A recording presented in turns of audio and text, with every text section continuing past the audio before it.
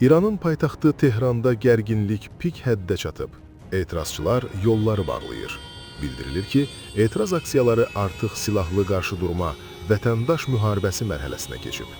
Etirazçılar hökumətə, xüsusilə ali rəhbər Əli Xameniyə qarşı şüar səsləndirirlər. Etirazçılar təhlükəsizlik qüvvələrinin hərəkətinin qarşısını almaq üçün şəhərlərin girişlərində yanan barikadalar qurur. Bəzi qruplar isə avtomat silahlarla silahlanıb. Ölkənin cənub-qərbində yerləşən yaşayış məhəllələrində atəş səsləri eşidilir. Əhvaz şəhərində bir neçə mülki şəxsin yaralandığı bildirilir.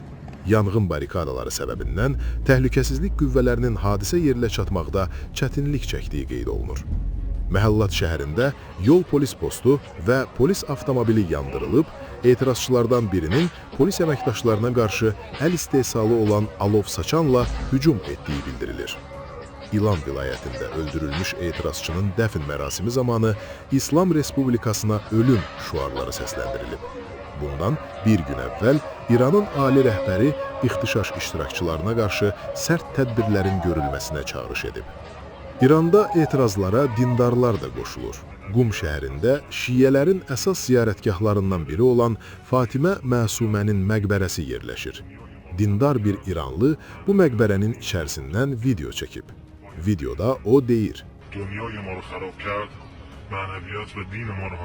İranı, dini və ruhaniləri təkcə ölkəmizi deyil, həm də dinimizi və mənəviyyatımızı məhv edən İslam Respublikasının bu diktator rejiminin əlindən azad etmək ümidi ilə.